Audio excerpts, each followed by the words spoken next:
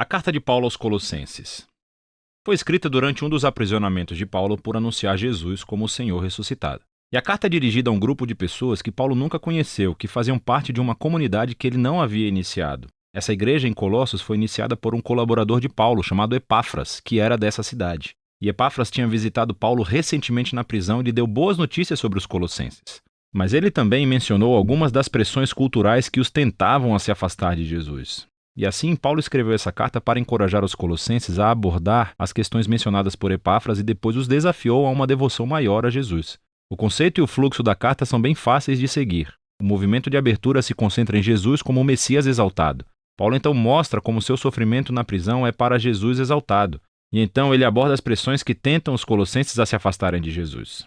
Depois disso, ele explora um novo modo de vida que a ressurreição de Jesus criou para eles. Então, a carta começa com duas orações. Paulo primeiro agradece a Deus por ter ouvido de Epáfras que os colossenses têm sido totalmente fiéis a Jesus, mostrando amor a Deus e ao próximo, tudo por causa da esperança que tem na nova criação que Jesus tem reservado para eles. E então ele continua orando para que eles cresçam em sabedoria e em compreensão sobre Jesus.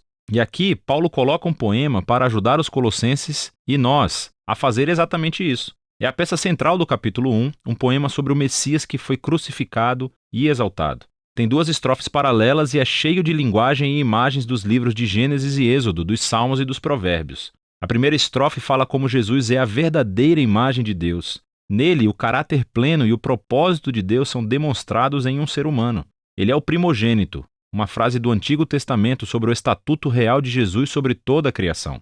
Ele compartilha a identidade do único verdadeiro Deus Criador. E através dele, toda a realidade, todos os poderes e autoridades espirituais e humanos foram criados. É em Jesus que descobrimos o Messias como o próprio autor e rei da criação. E assim, na segunda estrofe, também descobrimos que ele é o único que pode trazer uma nova criação.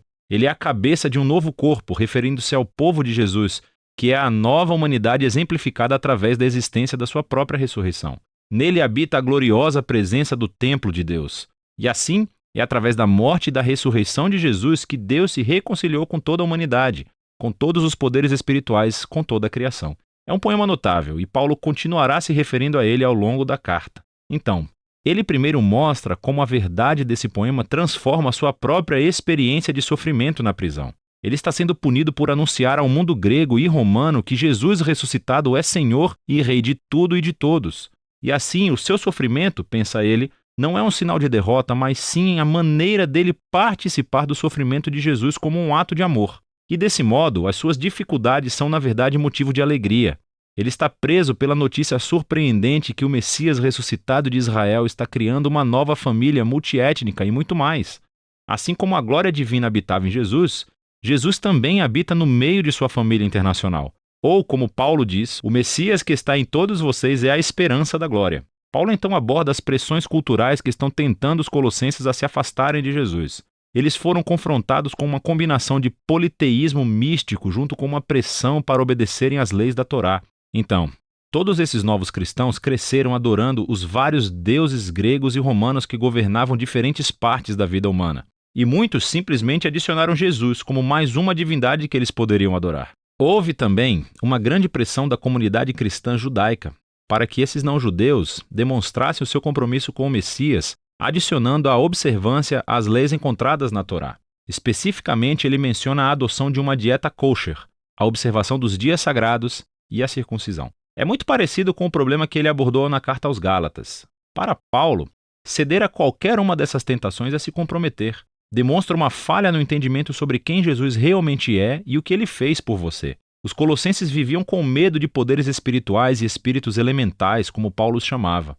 Mas Jesus triunfou sobre estes através da sua morte e ressurreição e libertou os colossenses de qualquer obrigação. Da mesma forma, Jesus cumpriu em nosso nome todas as leis da Torá que, de qualquer maneira, nunca tiveram o poder de transformar o coração humano egoísta. E assim, o que Jesus fez em vida, sua morte e ressurreição, não carece de nada.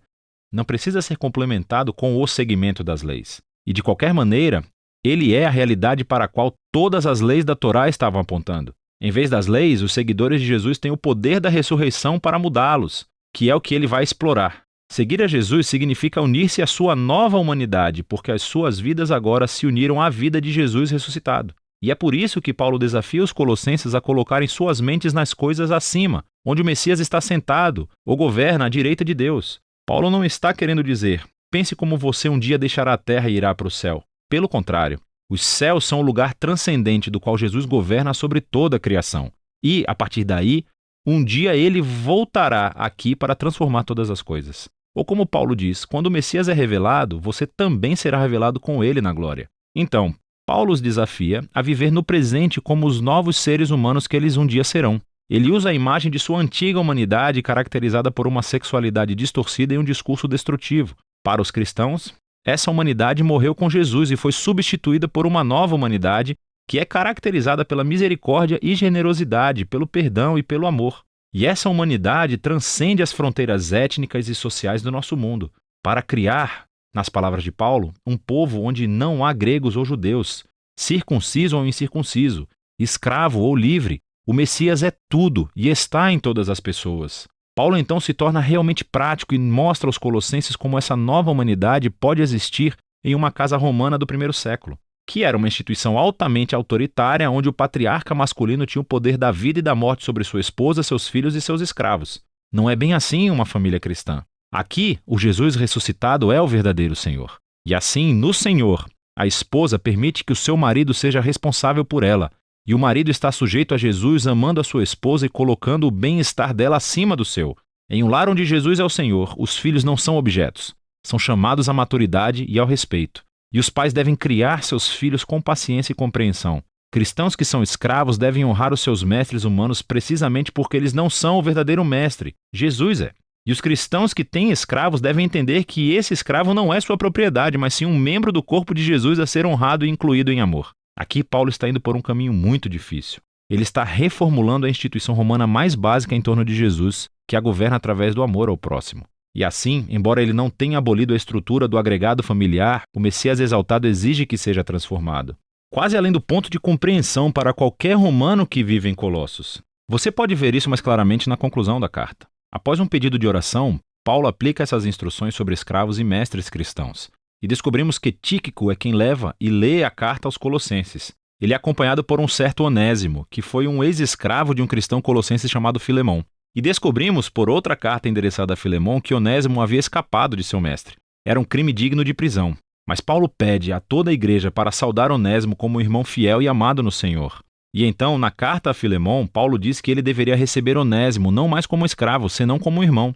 Ele termina a carta em grande estilo. Na carta aos Colossenses, Paulo nos convida a ver que nenhuma parte da existência humana permanece intocada pelo domínio amoroso e libertador de Jesus ressuscitado. O nosso sofrimento, a nossa tentação de abdicar os nossos valores, do nosso caráter moral, a dinâmica em poder em nossos lares, tudo isso deve ser reexaminado e transformado. Somos convidados a viver no presente como se a nova criação tivesse realmente chegado quando Jesus ressuscitou dos mortos. E é disso que se trata a carta aos Colossenses.